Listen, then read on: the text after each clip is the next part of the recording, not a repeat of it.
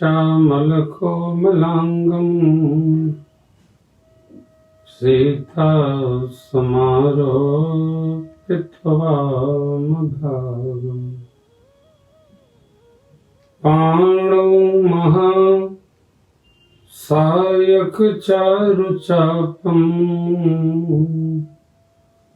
नमामि रामं रघुवंशनाथम् गङ्गातरङ्गरमणीयजटाकलापम् गौरीनिरन्तरविभूषितवामभागम् नारायणप्रियमनङ्गमदापहारम् वाराणसीपुरपतिं भज विश्वनाथम् अतुलितबलधामं स्वर्णशैलाभदेहम्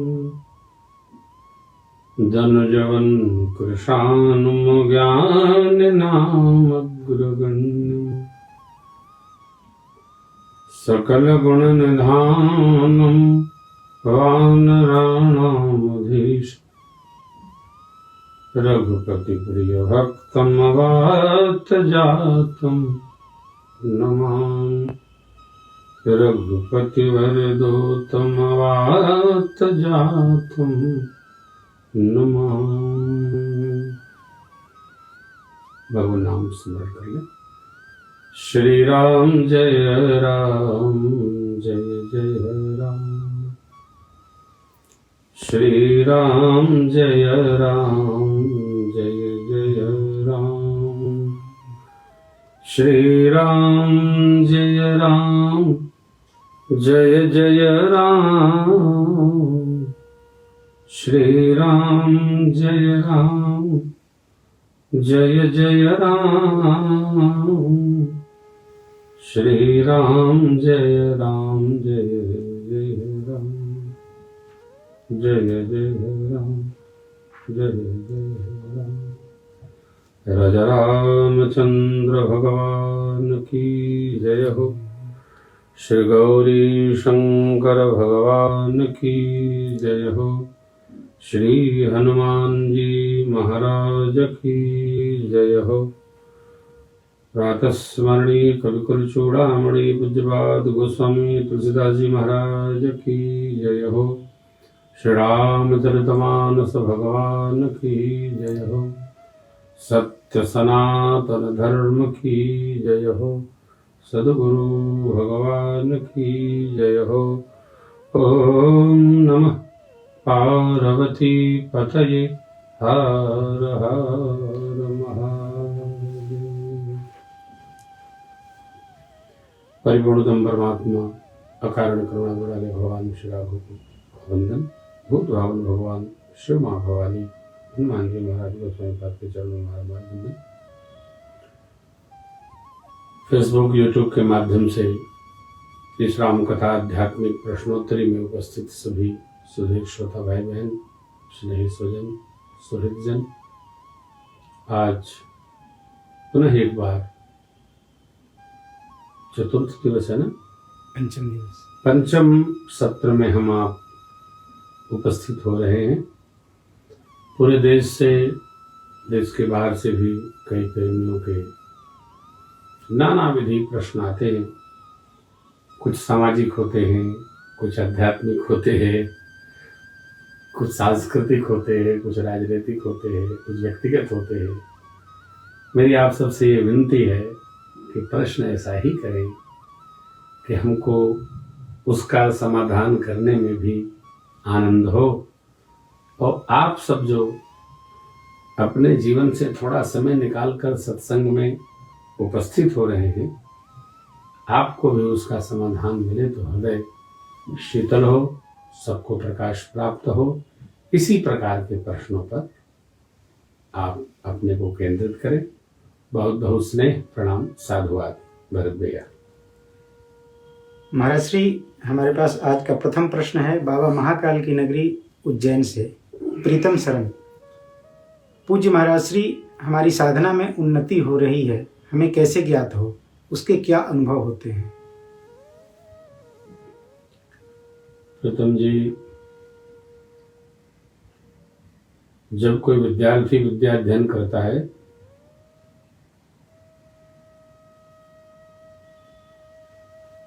कृषक खेती करता है, व्यापारी व्यापार करता है, तो तीनों प्रतिदिन जब आत्मनिरीक्षण करते रहते हैं तो उन्नति, अवन्नति, विकास, ऐश्वर्य, इस सब का पता चलता है। किसी श्रेष्ठ सदगुरु की शरण लें आप और उनके बताए गए मार्ग का अनुसरण करते हुए जब साधना की यात्रा आपकी प्रारंभ होगी, चलते रहेंगे, तो आपको पता चले न चले, श्री सद्गुरुदेव भगवान को पता चलेगा कि आपकी साधना की जो व्यवहार पद्धति है उसमें आपकी उन्नति हो रही है और कितनी हो रही है सहज ही पता चलने लगेगा। उसमें कोई बहुत उठक बैठक लगाने की आवश्यकता नहीं है। विद्यार्थी को अपने विद्या की, भगत को अपने भजन की, कृषक को अपने कृषि की, व्यापारी को अपने व्यापार की, स्वयं ही आत्मनिरीक्षण भावना के साथ अध्ययन करते हुए ये सब ज्ञात होता रहता है। आप भी इसका आश्रय करें। मेरा स्नेह, साधुवाद। महाराज श्री, अगला प्रश्न हमारे पास हरिद्वार से है। श्री महेंद्र गिरी जी, पूज्य श्री, भक्त कभी भी बूढ़ा क्यों नहीं होता, इसे समझाने की कृपा करें।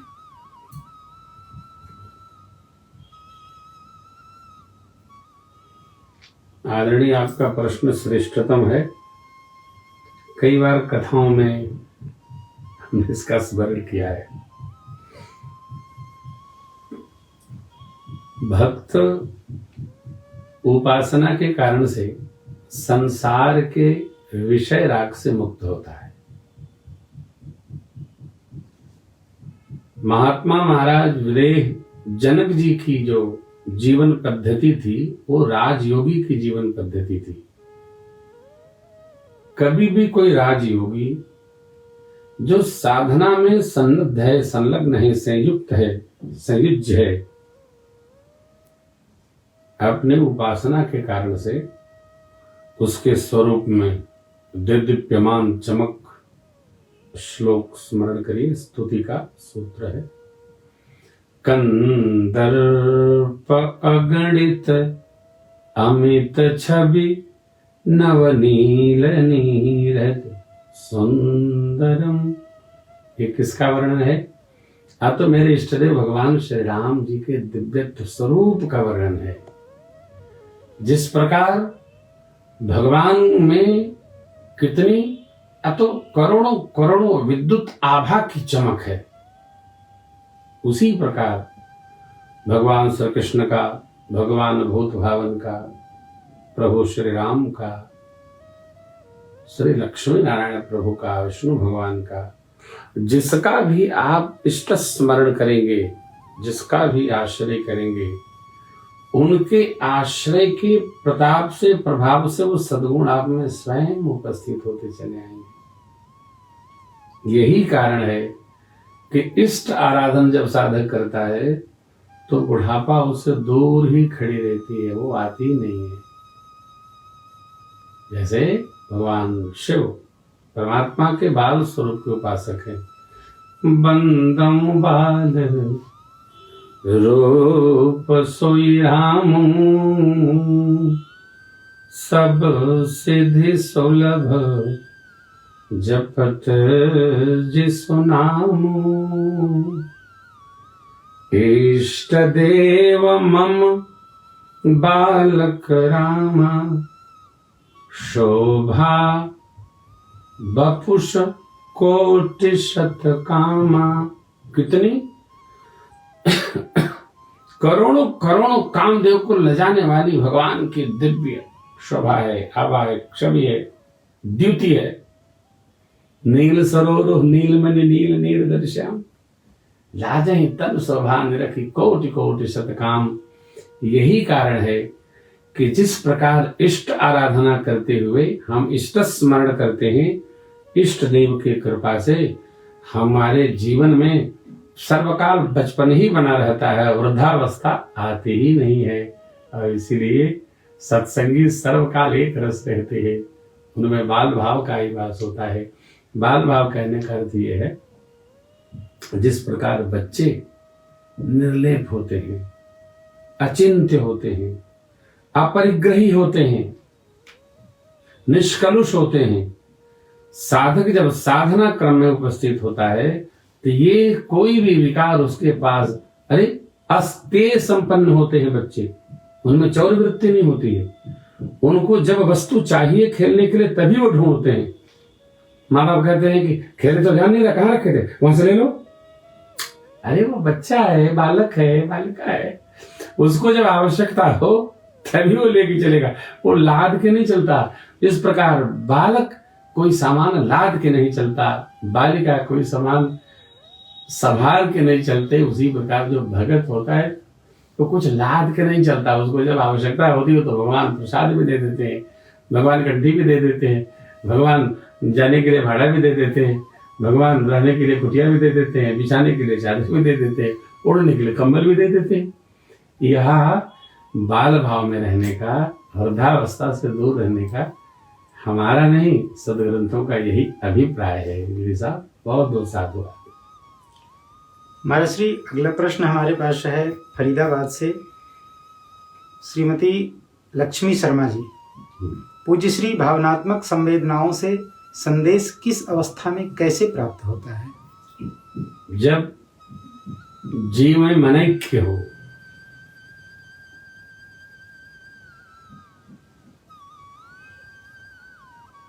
मनैक्य जब होगा तो भावनाओं में संवेदनाएं अपने आप अग्रसारित होती रहती हैं।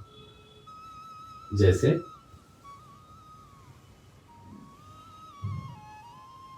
ध्यानावस्थित तदगतेन मनसा पश्यन्ति यम योगिनो।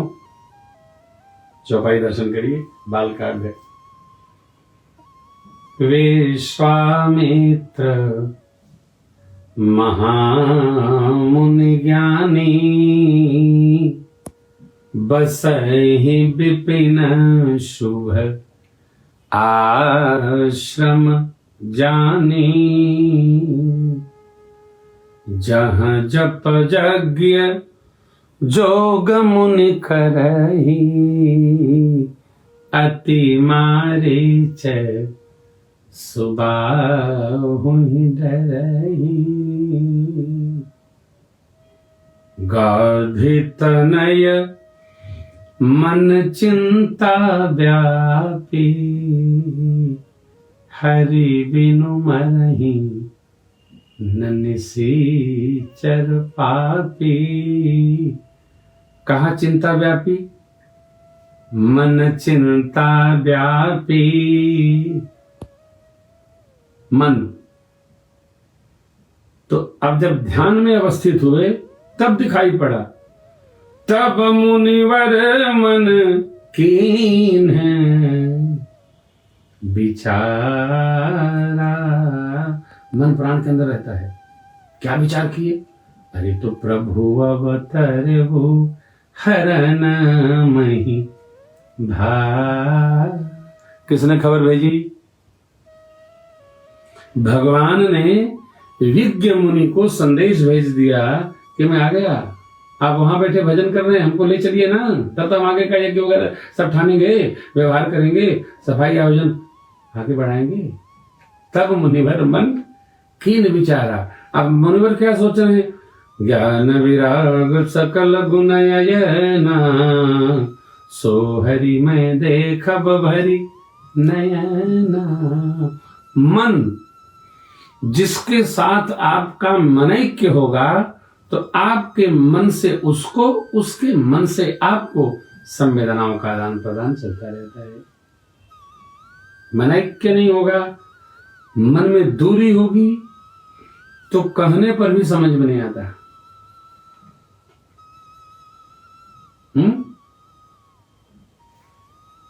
शिष्य, आज मैं राजन बेटा को कह रहा था, कल वो जब पहुंचे तो मैंने टेलीफोन किया तो वो उतर रहे थे, उठा नहीं, बाद में टेलीफोन आया। कितनी देर हो गई? सरकार बस अभी उतर ही रहे हैं। तो वो उतर रहे हैं, हमको कैसे पता चला? मैं सेटेलाइट तो लगाया नहीं है, क्योंकि मेरा मन उसी में रहता है, असावधानी से उसका मन मेरे में रहता है। जैसे मुझे क्या चाहिए आपको ज्ञात रहता है, आपको कहो नहीं वही काम आप कर लेते हो। ये क्या है? हमारा आपका मन ऐक्य भाव में उपस्थित हो रहा है। कई बार हम घर पर टेलीफोन करने होते हैं तो माँ के हाथ में फोन रहता है, अरे हम तो अभी आपको उठाए थे करने को, तो मैं सोचा मैं मिला लूं। ये क्या है? मन की ऐक्यता। हम जिस स्तर पर सोचेंगे सामने वाला व्यक्ति भी उसी स्तर पर सोचता है, और जब मन ऐक्य होता है, मन एक होता है, तो संवेदनाओं का आदान प्रदान होता है। धनुष यज्ञ में देख लीजिए, धनुष यज्ञ सुनि रघुकुल नाथा, हर्ष चले मुनिवर के साथा। दो बात। कौन चिट्ठी लेके आया था विश्वामित्र बाबा के पास? महाराज आ जाओ, धनुष यज्ञ रखा गया है। मन ने संदेश दिया, यज्ञ पूरा हो गया, अब धनुष यज्ञ हो रहा है। जनक जी ने मन से ही सभी ऋषि मुनियों को संदेश दे दिया। तब चिट्ठी पत्र तो चलती नहीं थी, घोड़ा कितना दौड़ेगा? और ठान दिया गया है, नहीं यज्ञ होगा। ठीक यही बात श्री हनुमान जी मेरी मां से कहते हैं। परमात्मा ने संदेश में क्या कहा मां? ये कहा, तत्व प्रेम कर बम अरु तोरा, जानत प्रिया एक मन मोरा। क्या जानत? प्रेम का तत्व। किसका प्रेम? अथवा आपका जो मेरे में है, मेरा जो आप में है। तत्व प्रेम कर मम अरु तोरा, जानत प्रिया एक मन मोरा। और मन कहाँ है? सो मन सदा रहत तो ही पाही, जानु प्रीति रस नहीं माही। पति पत्नी में, सखा सखा में,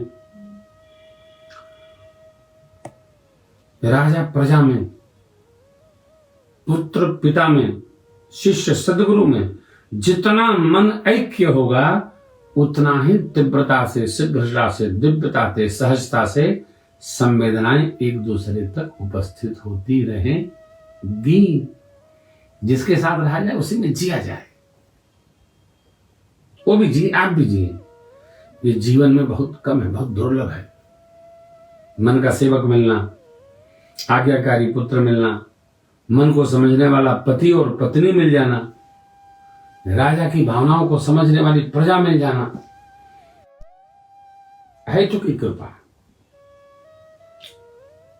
बहुत साधुवाद। आगे बताएं। महाराज श्री, अगला प्रश्न है हमारे पास बीकानेर राजस्थान से संजय कुमावत। पूज्य श्री बाबा रामदेव जी द्वारा चलाए जा रहे योग स्वास्थ्य मिशन को सनातन धर्म और लोक कल्याण के लिए आप अपनी दृष्टि में कितना उपयोगी मानते हैं? इस पर प्रकाश डालने की कृपा करें। 200% कुमावत जी। पूज्य स्वामी रामदेव जी महाराज, हमारा तुम में सख्य भाव है, क्योंकि हम लोग साथ साथ ही प्रारंभ हुए थे। देखिए, अष्टांग योग जो महर्षि जी ने लिखा है सब जानते हैं। रामकथा हम गाते हैं, रामकथा कौन नहीं जानता है? उसी प्रकार योग कौन नहीं जानता है? पूज्य स्वामी जी की सनातन जगत को नहीं, पूरी दुनिया को जहां तक संभव हो पा रहा है, एक अनुपम भेंट ये है कि उन्होंने योग का सरलीकरण करके और जहां तक वो जा सकते थे वहां तक लोगों के पास पहुंचा दिया।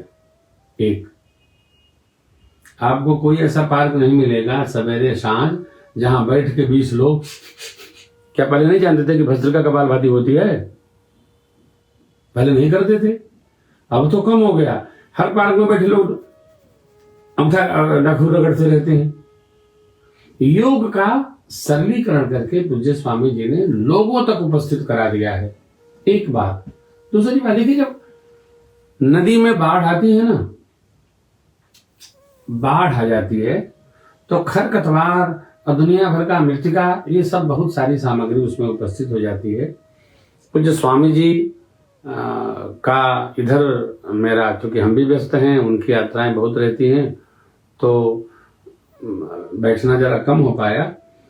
लेकिन जगत जानता है कि भारतीय सामग्री से लोगों के दैनिक जीवन की उपयोग की सामग्री निर्माण कराकर, और कहां तो वैदेशिक कंपनियां आकर के धवा बोले दे रही थी, उन्होंने कम दाम में अधिक लोगों तक भारतीय उत्पादों को जो उपस्थित किया है, ये वंदनीय है, स्मरणीय है, अनुकरणीय है, सब प्रकार से प्रशंसनीय है।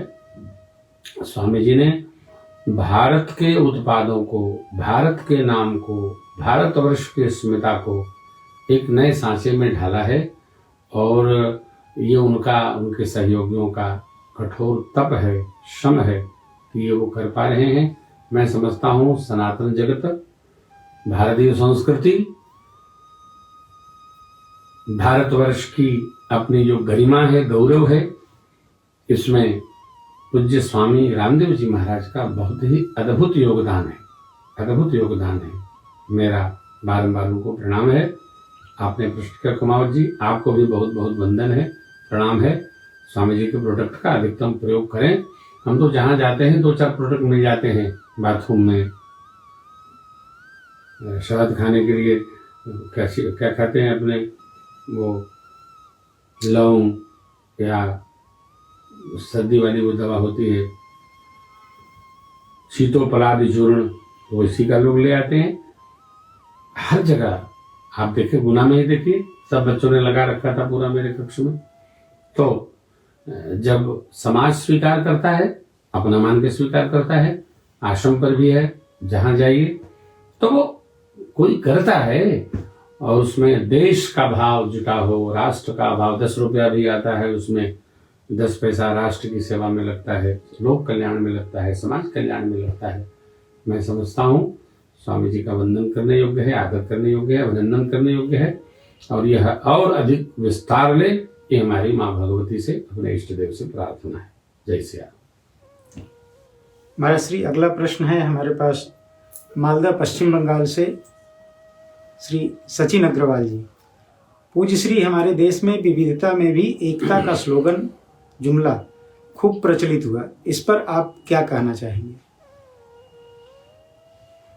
असल में देखिए क्या है कि सचिन जी, जो भारतवर्ष है ना, इसमें अनेक धर्म, पंथ, अनेक जातियां सब प्रकार से एक साथ रहकर भी और आनंद पूर्वक अपने उत्सवों के साथ, व्यवहार के साथ एक दूसरे के प्रति प्रीति रखकर राष्ट्र के विकास में लगी रहती हैं। इसलिए नाना संस्कृतियों के साथ, नाना पर्वों को मनाते हुए भारत की प्रजा एक भाव में, जब राष्ट्रीय पर्व आता है, सब एक साथ उत्तिष्ठ होकर खड़े हो जाते हैं, और एक ही भाव में विगत कुछ वर्षों में स्वतंत्रता आंदोलन के पश्चात राजनीतिक दलों ने कुछ संप्रदायों को, पंथ को, जातियों को अपने स्वार्थ के लिए अलग अलग कुनबों में बांटा, जिसका परिणाम हुआ पंजाब में खालिस्तान, पंजाब अलग करो, असम में बोडो आंदोलन, असम अलग करो, हम भारत के अंग नहीं है। अभी कश्मीर आपके सम्मुख था। तो इन निहित स्वार्थों में जब भी किसी परिवार को, समाज को, समुदाय को संचालित करने हेतु एक को आप अलग से कोई प्रश्रय देंगे, छोटे रूप में पुरस्कृत करेंगे, तो उसको देखकर दूसरे का मन उद्वेलित होगा। ठीक बात नहीं। 5 आचार्य अनुष्ठान में बैठे हो, एक को आप 4 कटोरी घी पिला दीजिए, और 1 कटोरी किसी का कम हो गया तो आपस में लोग भिड़ जाएंगे, भाई मुझे भी बढ़ाइए आप, भले उनकी तबीयत बिगड़ जाए। ये क्यों है? देश में विविधता है, परंतु सबको सोचना चाहिए कि विविधता के बाद भी हमारे हृदय में एकता किस बात पर होनी चाहिए कि हम सब भारतवासी हैं, हम सब इस राष्ट्र की संतान हैं, इस राष्ट्र के गौरव, इस राष्ट्र के विकास, इस राष्ट्र की अस्मिता में हमारा जितना अत्यधिक समर्पण हो सके हमको बना के रखना चाहिए। ये जुमला नहीं है, ये यथार्थ है, संवैधानिक व्यवहार है इस पर। और संविधान में जो भी स्तुतियां बनाई गई हैं समाज को जीने के लिए, समाज को संचालित करने के लिए, सर्व प्रकार उसका हमारे जीवन में पालन होना चाहिए, सम्मान होना चाहिए और एक दूसरे के प्रति आदर का भाव रखना चाहिए।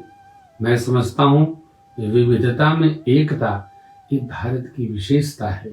कभी कोई उत्पात नहीं, कभी कोई तनाव नहीं। हाँ, ये जो मैंने आपको अभी निवेदन किया कि व्यक्तिगत रूप से किसी को अत्यधिक प्रश्रय दे करके उदंड नहीं बनाना चाहिए। उदंडता यदि बनाई गई तो उसका परिणाम वही भोगेगा जिसने ये अवसर प्रदान किया है। अस्तु, भारत एक है, कश्मीर से लेकर कन्याकुमारी तक, पश्चिमी छोर से लेकर के और बंगाल की खाड़ी तक भारत एक है। हम सभी भारतवासी हैं। 4 वेद, 18 पुराण, 18 उपपुराण, वेदों के अंदर शास्त्र, उपनिषद, पुराण इतिहास ग्रंथ, महाभारत, श्रीमद् वाल्मीकि, रामचरितमानस जी, ये हमारी भारत की थाती है। उसके बाद भी अनेक पंथ हैं, संप्रदाय हैं, सबके अपने ग्रंथ, सबका सम्मान हो, सबके उत्सव का आदर हो। ऐसा करने से हम सबकी गरिमा पूरी दुनिया में और ऊर्ध्वगामी होगी। जय सिया राम। महाराज श्री, अगला प्रश्न है हमारे पास संजीव कुमार सिन्हा जी, बिहार भागलपुर से।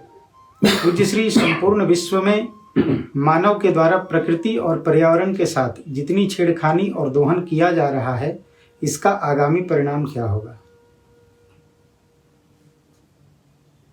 देखिए, भगवान ने, संजीव जी, प्रकृति मनुष्य नहीं जीव मात्र के लिए निर्माण किया है। सत रज तम पर्वत श्रृंखलाएं, नदियां, 5 तत्व, जल, आकाश, वायु, अग्नि, पृथ्वी, पंच तत्वों के अंदर भीतर परमात्मा ने 5 तन्मात्राएं रखी है। जल में रस रखा है,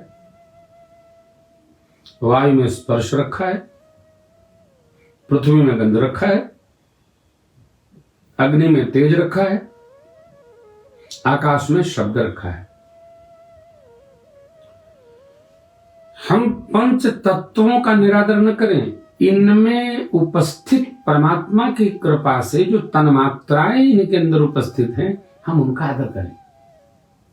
स्पर्श में तो शुद्धता रखें, पृथ्वी में जो गंध है उसका आदर करें, आकाश में यानी बोलते समय शब्दों का स्मरण रखें, हम क्या बोल रहे हैं, चाहे जो न बोले, क्योंकि शब्द अक्षुण रहते हैं। अग्नि में तेज है, अग्नि का आदर करें। इसलिए हमारे आचार्यों ने वेद नारायण की आज्ञा से यज्ञ आहुति करने की आज्ञा दी है। उससे अग्नि का भाव सुरक्षित रहता है, दिव्य होता है। जब यज्ञ जहां होता है, हम लोग वर्ष में 2 बार 3 बार यज्ञ घर में करते हैं, महीनों सुगंध बिखरी रहती है। महीनों, उससे क्या होगा? अग्नि नारायण पुष्ट होते हैं, संतुष्ट होते हैं और प्रजा पर कृपा करते हैं। एक एक तत्वों में एक एक तन्मात्रा। जल में रस है, जल का आदर करें। जल देव वरुण देव है, उनका पूजन करें। प्रकृति से हम उतना ही प्राप्त करें जितना हमारी आवश्यकता है। आपने श्रीमान जी प्रश्न तो किया, स्मरण रखिएगा, भारतीय संस्कृति शोषण की संस्कृति नहीं है।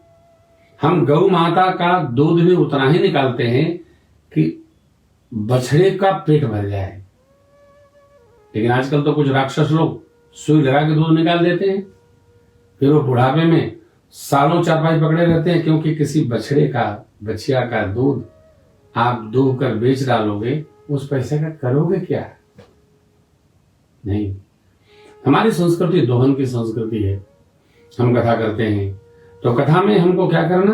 तो भगवान की कथा सबको सुनाना और प्रजा भाव श्रद्धा से जो समर्पण कर दे उसमें आनंदित रहना, शोषण नहीं करना, प्रकृति का शोषण नहीं। भारतीय संस्कृति दोहन की आज्ञा देती है, दोहन को परिभाषित करती है।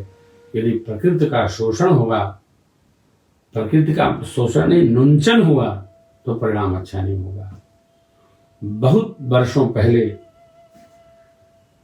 परम पूज्य सरसंघचालक राष्ट्रीय स्वयंसेवक संघ माननीय सुदर्शन जी ने नागपुर के एक बैठक में हम सभी को संबोधित करते हुए कहा था कि भैया हो, प्रकृति में नीचे जल की कमी होने वाली है, इसलिए जल का उपयोग उतना ही करो आप कि जल का स्रोत सूख न जाए।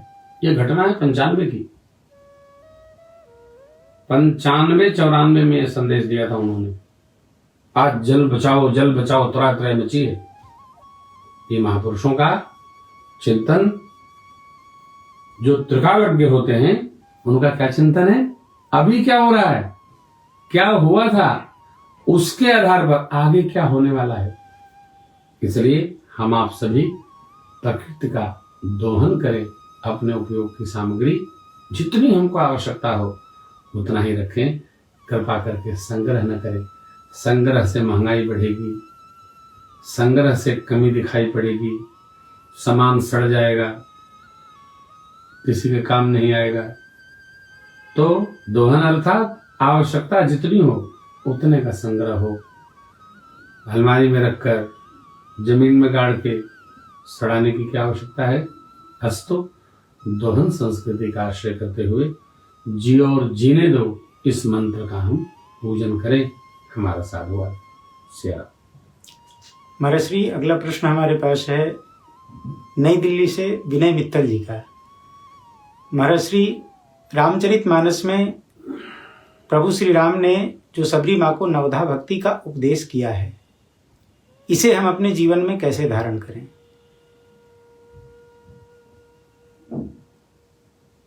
अप्रैल की यूट्यूब फेसबुक लाइव प्रसंग में हमने नवधा भक्ति का संदेश दिया है। वो पुराने यूट्यूब चैनल पर होगा अथवा नए पर होगा, उसको आप अवलोकन कर लें। नव भक्ति पर 9 दिन में हमने विस्तार दिया है।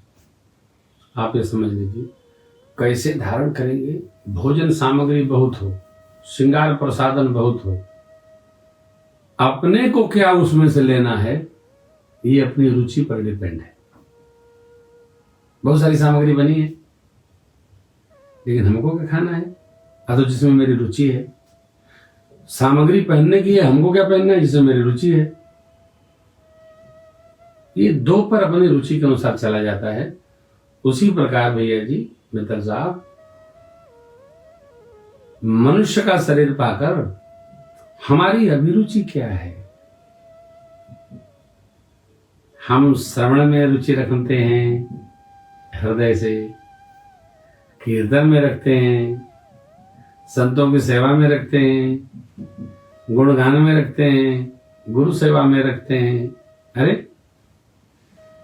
किसमें हमारी रुचि है? कि नाम जप में रुचि है, इंद्रिय निग्रहता में रुचि है, समत्व में हमारी रुचि है, यथाभाव संतोष में है कि स्वभाव की सहजता में, सरलता में है।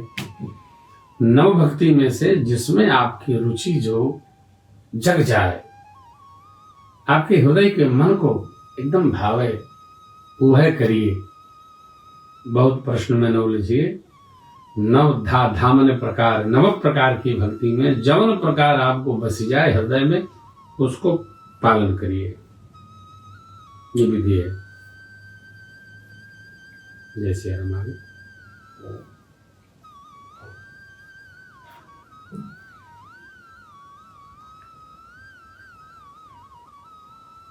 दिनेश जी का एक प्रश्न बहुत टेढ़ा भेजे थे, हमने देखा।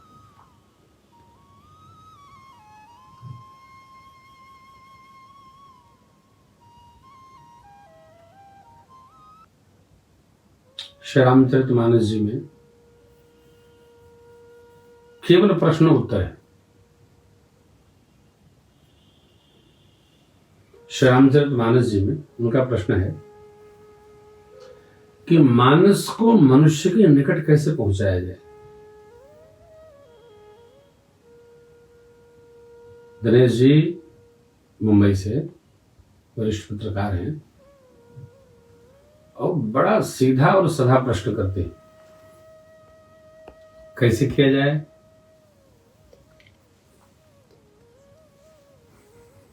कैसे किया जाए, कैसे उतारा जाए। मानस देखने में सरल ग्रंथ है। मानस देखने में सरल ग्रंथ है, ग्रंथ सरल नहीं है, बड़ा कठिन है, बहुत ही कठिन है। और जो सरल दिख रहा है वो विरल है। विद्वान लोग जब मानस में उतरते हैं दिनेश जी, छक्के छूट जाते हैं। एक एक प्रसंग, एक एक पंक्ति लेकर और महीनों तो चलता रहता है। न जाने पूज्यपाद गोस्वामी जी महाराज ने शिव बाबा और माँ की कृपा से क्या इसमें पधरा दिया है, रख दिया है।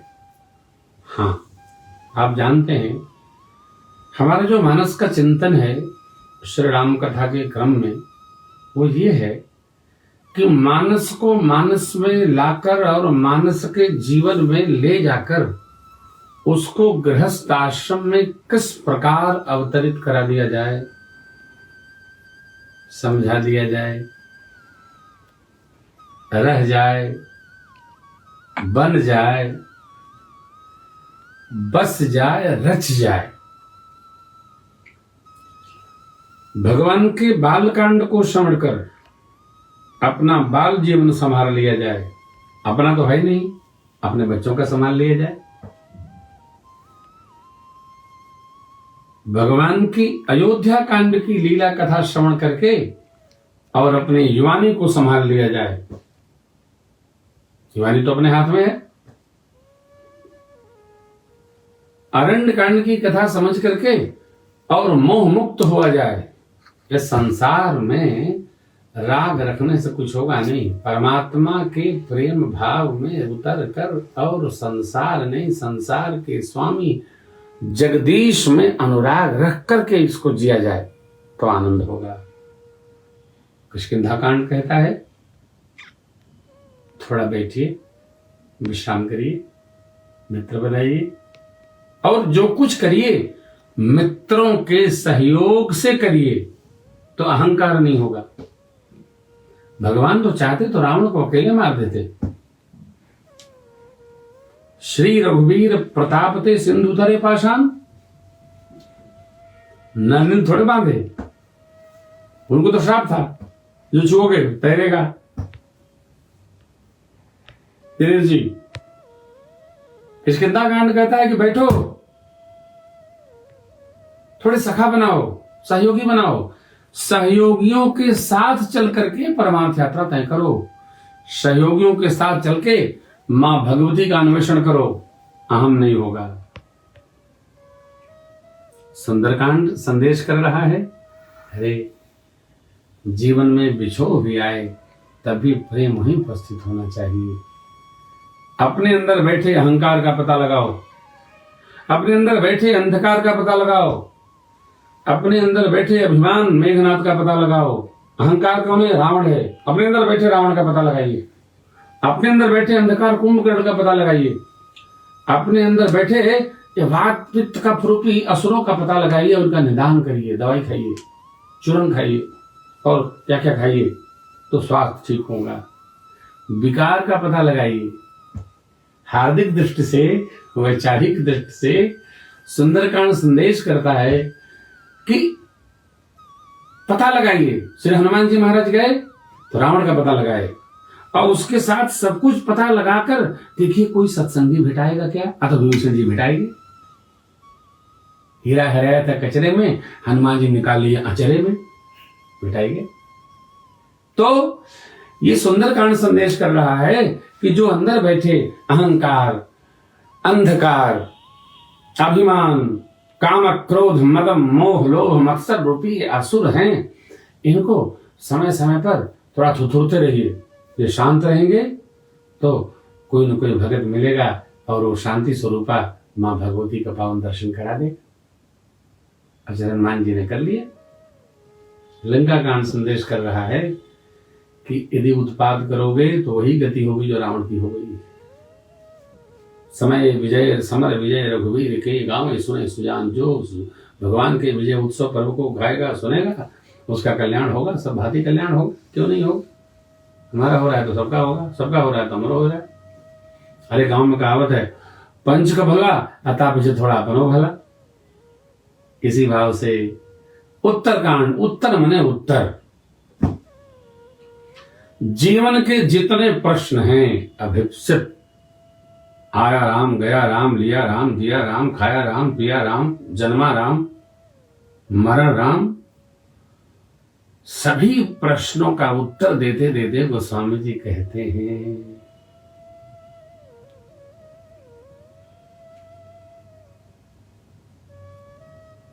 महिमा राम नाम की, महिमा राम नाम की, महिमा राम नाम की, महिमा राम नाम की।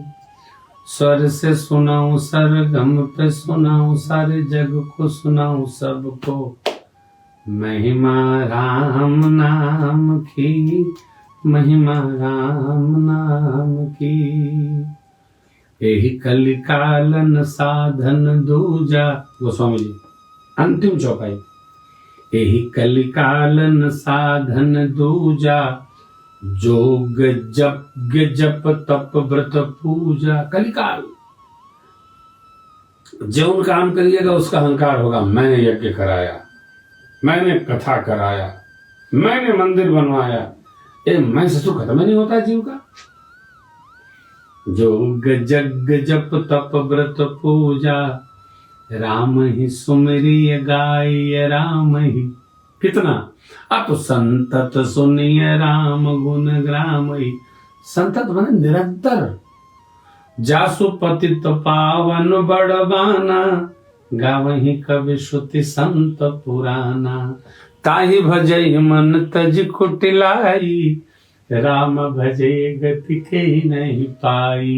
प्रमाण अत महिमा राम नाम की, महिमा राम नाम की, हो महिमा राम नाम की, महिमा राम नाम। जासु पतित पावन बड़बाना, जासु बड़बाना क्या, अपतित पावन, पतितों को भी पावन करने वाला टेक जिसका है, ताहि भजहि मन।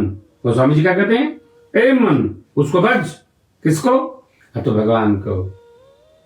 ताहि भजहि मन तजी कुटिलाई, वाई क्यों, तो राम भजे गति के ही नहीं पाई। राम जी का भजन करके किसको सदगति नहीं प्राप्त हो गई। अरे राम तारा है सारा जमाना, राम हमको भी तारो, मैंने सुना तूने गणिका को तारा। कैसे, तो तोते का करके बहाना, राम हमको भी तारो। तारा है सारा जमा। मैंने सुना है तूने केवट जी को तारा। कैसे? नौका का करके बहाना राम हमको भी तारो। मैंने सुना है तूने सबरी जी को तारा। कैसे? अरे बेरों का करके बहाना राम हमको भी तारो। तारा है सारा जमाना मैंने सुना है तू सुदामा जी को तारा। कैसे? तंदुल का करके बहाना राम हमको भी तारो। ये तो पाइन के ही गति, गोस्वामी जी छंद बांध के कहते हैं, पाइन के ही गति पतित पावन राब भजी सुन सठ मना। बस ऐसा कौन है जो गति नहीं पाया है? तू गाएगा तू भी। अरे आभीर जमन खिरास खर किरात कस स्वप्रसाद अति अघरूप जे कही नाम बारक तेपि पावन हो ही राम दमामिते। ऐसे प्रभु को नमन है दिनेश जी। श्री रामचरितमानस आदि अंत लो भगवान श्री ठाकुर जी का पावन स्वरूप है। इसका चंद समय कम है, कल हम आपको स्मरण कराएंगे। बालकांड प्रभु पावन अयोध्या कटिबंध मोहे। कैसे?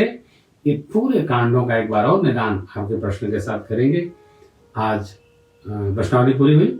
एक प्रश्न। हाँ गाइए, क्वेश्चन है। साधुवाद। अगला प्रश्न सूरत गुजरात से श्री रविंद्र भाई जी। महाराज श्री रामचरितमानस के अनुसार भगवान ने जो बाली का वध किया, क्या वो छल था? नहीं, भगवान छल करते नहीं। उनका सिद्धांत है भैया, निरमल मन जन सो मोहि पावा मोहि कपट छल छिद्र न भाव। जब छल करने वाला उनको अच्छे नहीं लगता है तो खुद छल क्यों करेंगे? बोलिए, भगवान छल क्यों? उनको कैसे लग रहा है कि छल कर रहे हैं? रविंद्र जी सावधान, भगवान छल नहीं करते। छल का कोई कारण नहीं है। भगवान ने छल से मारा न छिपकर मारा। भगवान है, वो सर्वव्यापी हैं, जहां नहीं है वहां भी दिखते हैं। क्यों? ये शिव शास्त्र है, हरि व्यापक सर्वत्र समाना। तो दिखते नहीं, अब तो प्रेम तो करो। प्रेम मत प्रकट हो ही मैं जाना। कहां प्रकट हो ही? आइए बालकांड में, नेम प्रेम शंकर कर देखा अब चल हृदय भगति कै रेखा। प्रगटे राम कृतज्ञ कृपाला रूपशील निधि तेज विशाला। भगवान आत्यांतिक प्रेम अवस्था जब उपस्थित होती है तो कहीं भी प्रत्यक्ष हो जाएंगे भैया। कहीं भी लव गॉड में प्रेम करिए। कोई छल नहीं, प्रपंच नहीं, भेद नहीं, रहित है प्रभु सबसे। श्री राम। महाराज श्री अगला प्रश्न है विद्या सिंह जी का, यूपी से। शिव जी देव हैं या ब्रह्म हैं? कृपया बताने का कष्ट करें। विद्या मैया, शिव जी न देव हैं और न ब्रह्म हैं। शिव जी देवों के देव महादेव हैं। देव पद की वय है, देव पद विकृत हो जाते हैं। देव आकर के धरती पर उत्पाद भी कर जाते हैं। शिव जी महादेव हैं। शिव जी अपने आनंद में रहते हैं। कैसे?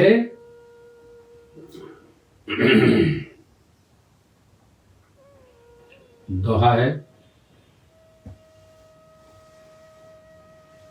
जटा मुकुट सुर सरित सिर लोचन नलिन विशाल नीलकंठ लावण्य निधि सोह बाल विधु भाल। ये शिव जी का सहज स्वरूप है। जब भी मंगलाचरण श्लोक लिया हूं, गंगा तरंग रमणीय जटा कलापम गौरी निरंतर विभूषित वाम भागम नारायण प्रिय मनंगमदापहारम वाराणसी पुरपतिम भज विश्वनाथम। भगवान श्री राम, भगवान श्री कृष्ण एक ब्रह्म अवतार हैं, लेकिन शिव बाबा अवतार भी नहीं है। इनका तो सदा अचल स्थान है, अचल स्थान है, कोई आव नहीं, इधर उधर नहीं। सब काल प्रलय काल में भी शिव जी अपने आनंद में तपस्या में कैलाश में आनंदित रहते हैं। इसलिए सभी देवताओं के और ब्रह्म के भी इष्ट देव होने के नाते सृष्टि के वो सहज समन्वयक हैं। अस्तु शिव जी महादेव हैं, न देव है न ब्रह्म है, शिव जी महादेव है भाई, महादेव। हर हर महादेव। एक प्रश्न है हमारे सामने सरकार, आशुतोष मिश्रा जी का, रामचरितमानस का पाठ कैसे करना चाहिए? जैसे कर सके। 3 विधि है जो आपको अनुकूल हो। एक है एकान्न पारायण। एक बार प्रारंभ किया, 24 घंटा जब तक आप कर सको, 18 घंटे में कर लेते हैं लोग, 12 घंटे में कर लेते हैं, 20 घंटे में कर लेते हैं। एक बैठकी किया, कर लिया। एकान्न पारायण, नवाह पारायण, एकाह नवाह मास पारायण, 1 माह में पूरा कर लिया। नवाह उसकी विधि बताई गई है, कहाँ विश्राम स्थल है। मास पारायण हो गया। संतों ने जीव मात्र की सुविधा के लिए एक और पारायण निकाला है, उसका नाम है प्रेम पारायण। जितना कर सको, 5 दोहा कर लो, 10 दोहा कर लो, रेडियो स्टेशन से चलता है, 10 दोहा कर लो, 20 दोहा, किसी दिन 70 दोहा कर लो, किसी दिन 5। प्रेम, जैसे आपका प्रेम सुरक्षित रहे भैया हो। क्या कहें आपको, प्रश्न बहुत अच्छा करते हैं आप लोग। देखिए, प्रेम में ये नहीं पूछा जाता है कि कहाँ से शुरू होना है, नहा के कि खा के, आगे दौड़ के। जब बच्चा माँ को प्रेम करता है ना, तो ये मर्यादा थोड़ी देखता है कि कहाँ मम्मा को पप्पी लेना है, कहाँ मम्मा से लिपटना है। जिसको कहते हैं रामायण जी में प्रेम हो जाएगा तो ये विधि और सब मानने सब समाप्त हो जाएगा। फिर पढ़ो आनंद में, फुर्सत है तो 100 पढ़े तो नहीं फुर्सत है तो 5 पढ़ो। विधि ये है कि स्टार्ट करो, पारायण करो, जैसे आप कर सकते हो। मास पारायण, नवाह पारायण, एकाह पारायण, अथवा तो प्रेम पाठ, प्रेम पारायण, जिसमें आपको गृहस्थी में रहते हुए सुविधा हो, आप करिए, आनंद होगा। गृहस्थी में आनंद की वृष्टि होती रहे, केवल इसका स्मरण रखना चाहिए। बहुत उत्पात पर ध्यान नहीं देना चाहिए। विधि नहीं, निषेध नहीं, आनंद। यहाँ क्या विधि निषेध है? घर में हम लोग हैं, पता चल रहा है क्या दिन हुआ, 10 दिन से आनंद ले रहे। उठा गया, ढाला टोला गया, जल भी पिया गया, ठाकुर को जगाया गया, दंडोत किया गया। हा क्या बात है। तो अपने अपने में लगे हैं। भोग बना सरकार, मंगल आरती भाई, चकाचक पाया गया। फिर थोड़ा आराम हुआ, फिर चलो भाई अब भजन करना, 4 बजे से बैठना है। तो ये बहुत ज्यादा नियम और विधि निषेध में नहीं, उत्पाद न करिए। उत्पाद करने वाले लोग घर में कलह बहुत होता है, ठीक नहीं है। भजन पूजन पाठ सब कुछ घर में शांति का वातावरण बना रहे, ऐसा प्रेम प्रवाह के लिए करना चाहिए। उत्पात न करिए, उत्पात न करिए। साधुवाद, जय श्री राम। तो आज का सत्र ये पूर्ण होता है। सभी प्रेमी जो जहां से जुड़े हैं उनको बहुत बहुत साधुवाद और हमारा स्नेह है। कल चूंकि पूज्य महाराज श्री की आज्ञा आ गई है, मुझे श्री रामार्चन महायज्ञ में अयोध्या जाना पड़ रहा है, इसलिए कल का जो ये फेसबुक के साथ हमारा आपका संवाद होगा, संभवतः मैं लौट के जब अयोध्या जी आश्रम से आऊंगा तो रात्रि में 9 से 10 बजे हो सकता है, अथवा 10 बजे से 11 बजे हो सकता है। ये हम जैसे ही दोपहर में आश्रम से चलेंगे, फेसबुक को पहले ही उसका नोटिफिकेशन आ जाएगा, आप उसको अनुपालन करें। आएंगे हम अवश्य, प्रश्नावली आप तैयार करके हमारे फेसबुक यूट्यूब चैनल पर डाल दें, उसको हम दर्शन करेंगे और फिर भरत भैया के साथ बैठकर निज निवास पर आपके साथ साक्षात्कार होगा। तो ये राम कथा, श्री राम कथा आध्यात्मिक प्रश्नोत्तरी अभी हमको 5वां दिन है, 4 दिन और चलेगी। इसके पश्चात दिल्ली में श्री राम कथा है 5 दिवसीय, हम कल उसकी विशेष सूचना देंगे। बिना खबर के, बिना टेलीफोन के, बिना अथेंटिक सूचना के कोई आयोजन में आएगा नहीं, क्योंकि वो कथा जो भी हम सुनाएंगे आपको फेसबुक यूट्यूब के द्वारा लाइव सुनाएंगे। आप अपने निज निवास पर रहकर और उसका आनंद लेंगे। आपका जो सहयोग जो आध्यात्मिक चेतना, जो प्रेम राम कथा के पथिक को मिल रही है, उसके लिए आप सबका बहुत बहुत धन्यवाद और साधुवाद। थोड़ा राम नाम गा लो।